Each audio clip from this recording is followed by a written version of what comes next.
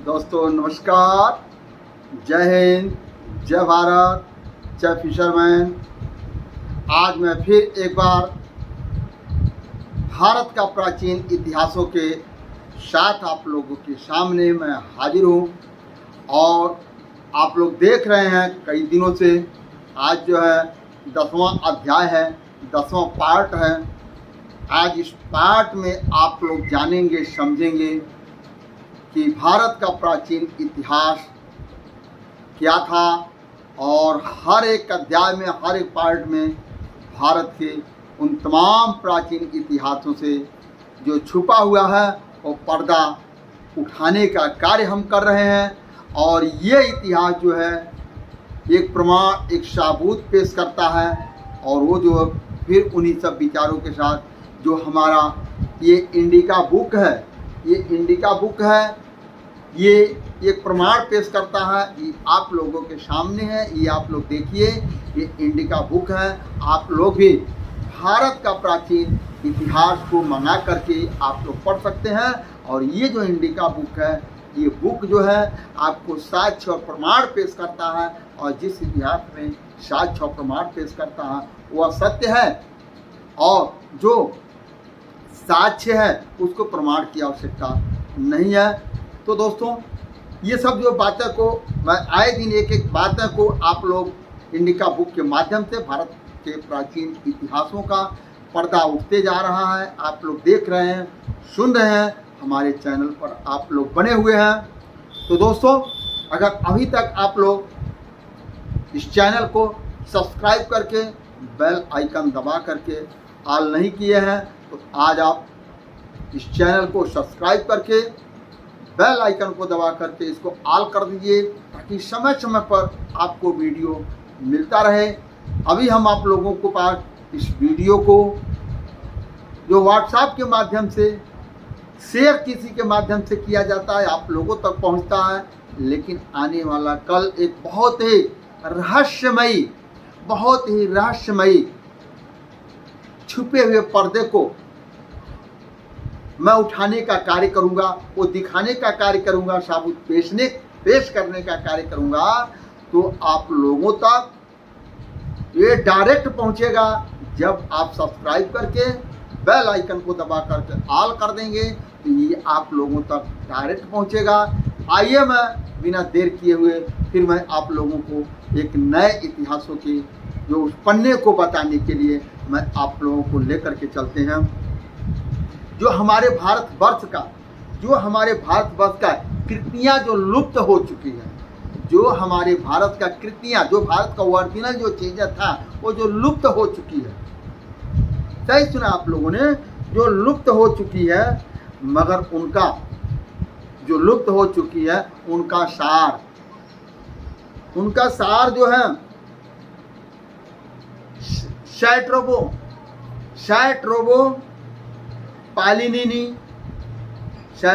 पालिनी Ariane की बुकों में सजो करके रखा गया है।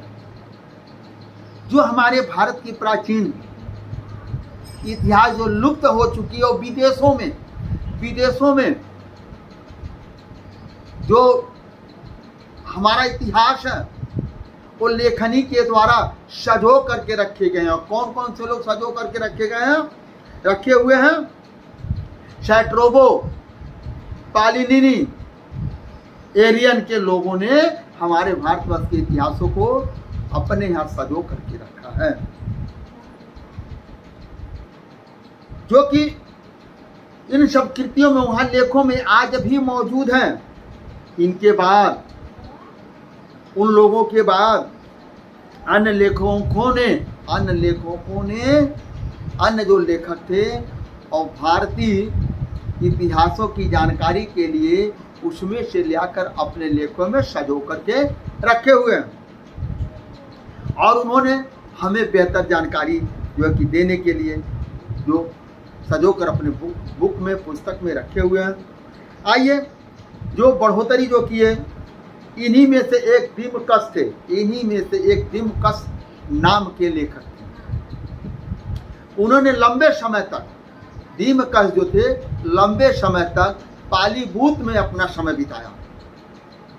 पालीभूत क्या है दोस्तों? पालीभूत जो आज का हमारा पटना है, पालीभूत जो है आज का हमारा पटना है। पटना में जो है उन्होंने अपने समय को बिताया। दीमकस नाम का जो अध्ययनकर्ता जो विदेश से आए थे, लेखक थे, उन्होंने हमारे भारतवर्ष के पालीभूत यानी उस समय का जो था पाली भाषा में जो सारी वो किताबें लिखी है, पालीभूत यानी पटना में उन्होंने बिताया। और उन्हें शैलकुश निक्टेयर, मैंने कई बार चंद्रगुप्त मौर्य के ससुर जी का नाम है शैलकुश निक्टेयर। शैलकुश निक्टेयर ने राजा संदरकोस्त के वारिस, राजा संदरकोस्त के वारिस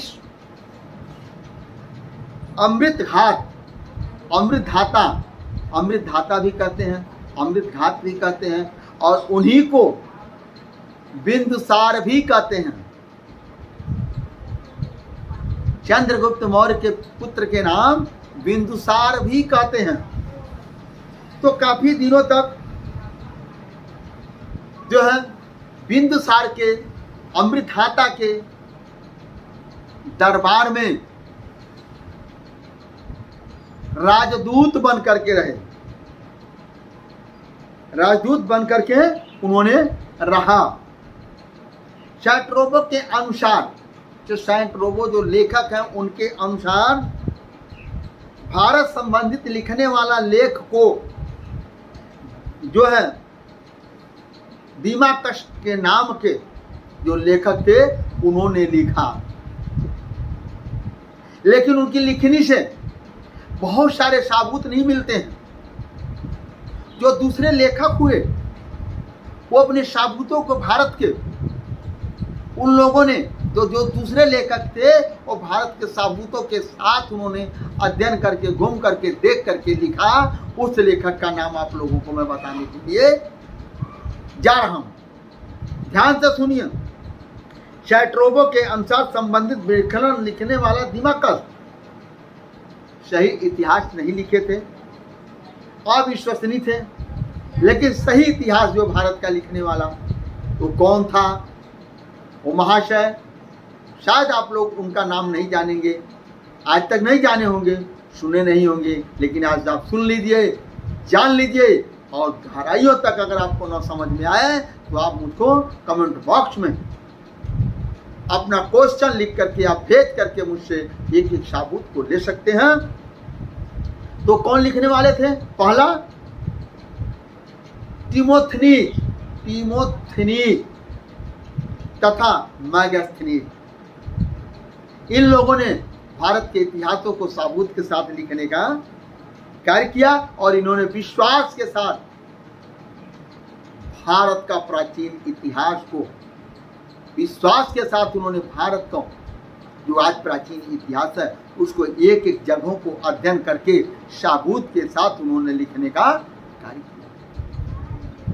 टिमोथेनीज ने राजा, जो टिमोथेनीज ने राजा पटलोमेयोस की नौसेना का मुखिया, क्या हुआ? टिमोथेनीज ने राजा पटलोमेयोस की नौसेना का मुखिया के रूप में भारत प्रवास किया था। सेना के, नौसेना के रूप में भारत में उन्होंने प्रवास किया था, यानी आया था। तथा मैगस्थीन को शैलकुश निक्टेयर ने अपना राजदूत बनाकर, मैगस्थनीज को शैलकुश निक्टेयर ने जो आर्यावर्त के थे उन्होंने अपना राजदूत बनाकर परसाई के राजा, यानी भारत को कभी परसाई देश कहा जाता था। उस समय जब ये लोग थे, चंद्रगुप्त मौर्य थे, उस समय भारत को परसाई देश कहा जाता था। तो उन्होंने शैलकुश निक्टेयर ने मैगस्थनीज को परसाई देश के राजा चंद्रकोश यानी चंद्रगुप्त मौर्य, चंद्रकोश का मतलब होता है चंद्रगुप्त मौर्य, इनके नाम को बदल करके चंद्रगुप्त मौर्य रखा गया। इनकी राजधानी पालीभूत यानी पटना, इनकी राजधानी चंद्रगुप्त की राजधानी पालीभूत यानी जो आज का पटना है, उस दरबार में भेजा। कौन भेजा? शैलकुश निक्टेयर ने मैगस्थीन को अपना राजदूत बना करके, अपना राजदूत परसाई के राजा चंद्रगुप्त मौर्य के दरबार में, चंद्रगुप्त मौर्य के दरबार में उन्होंने अपना राजदूत बना करके भेजा। उनकी कृति उनके बाद आने वाले लेखकों के लिए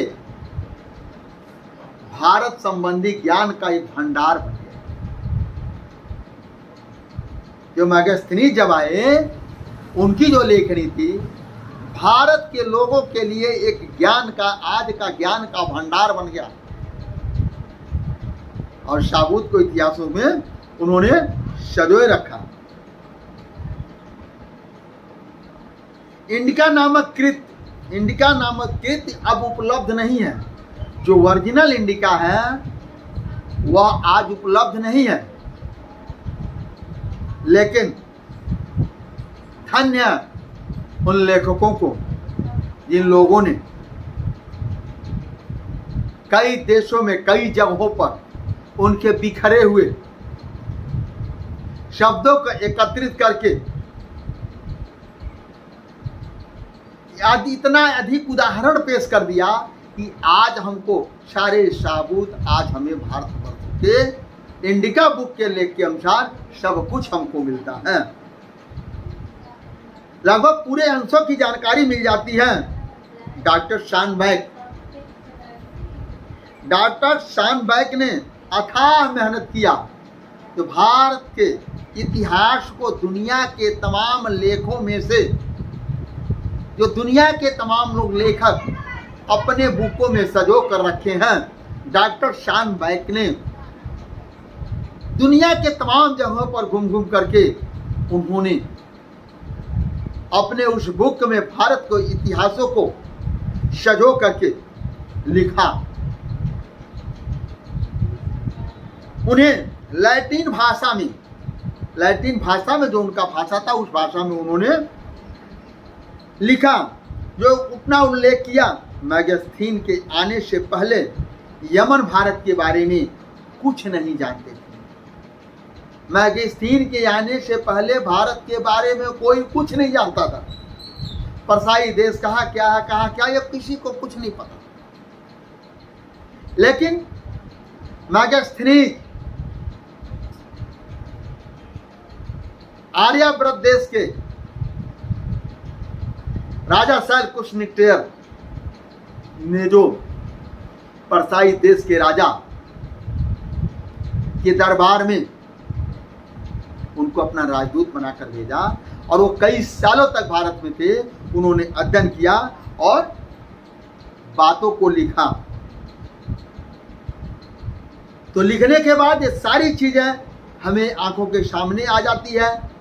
मैंने आपको बताया परसाई देश, चंद्रकोश राजा, अमृतधाता मतलब परसाई देश का राजा भारतवर्ष,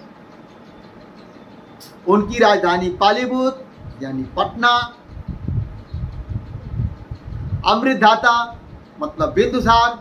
ही आप लोगों के सामने इस सही साबूतों के साथ आज जो पेश किया गया, कम शब्दों में, कम समय में, ताकि आप लोग उबे रहें और इस चीज़ को देखें। तो दोस्तों, एक बार फिर मैं आप लोगों से कहता हूँ, ये 10वां भाग है, और 10वां भाग को आप लोगों ने जो सुना और देखा, जो समझा, तो आप लोग इसे कमेंट बॉक्स में इन विचारों को अवश्य लिखिए। कुछ समझ में ना आया हो तो उसको ज़रूर लिख करके भेजिए। और एक बार फिर मैं कहूँगा, इस चैनल को आप लोग सब्सक्राइब करके बेल आइकन को दबा करके इसको ऑल कर दीजिए, ताकि आपको समय समय पर यह भारत का प्राचीन इतिहास मिलता रहे। आने वाला समय एक बहुत ही रहस्यमयी बातें उजागर होगी, वो आप लोगों के सामने होगा। तो देखने के लिए बने रहिए। धन्यवाद, नमस्कार, जय हिंद, जय भारत।